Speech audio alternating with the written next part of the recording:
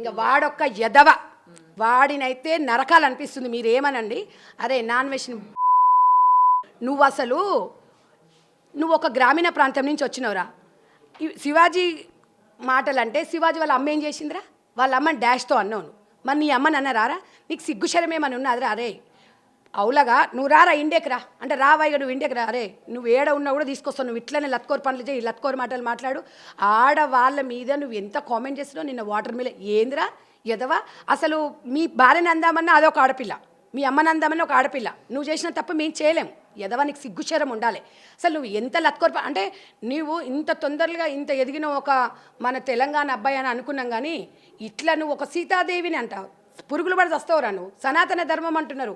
మరి ఇప్పుడు ఆర్ఎస్ఎస్ వాళ్ళు ఎక్కడ పోయినరో మరి వాళ్ళని తీసుకురావాలి, మోడీ గారు తీసుకురావాలి. మరి ఇవాళ సనాతన ధర్మం అన్నారు, ఇప్పుడు ఆర్ఎస్ఎస్ సిద్ధాంతాలు అన్నారు, సీతమ్మ అన్నారు, శ్రీరామచంద్రుడు అన్నాడు. మళ్ళీ వీళ్ళు ఏం చేస్తారు? వీళ్ళందరూ వాడిని పట్టుకలేరా? అక్కడి నుంచి వానికి సిగ్గు శరం ఉండాలంటే వాడు ఇట్లాంటోడు ఇంకా కారు కూతలు గుయ్యకుండా దీని మీద ఇమ్మీడియట్గా ప్రైమ్ మినిస్టర్ చర్య తీసుకోవాలి. ఎందుకంటే వాళ్ళు తీసుకొచ్చేది ప్రైమ్ మినిస్టరే, మనమైతే తీసుకురాలేము, ఏ మీడియా తీసుకురాలేము. మనం అనుకోవచ్చా అమ్మా? కేవలం ఆ ధైర్యంతోనే నా నోటికి వచ్చి ఆ ధైర్యంతో మిడిమిడి జ్ఞానం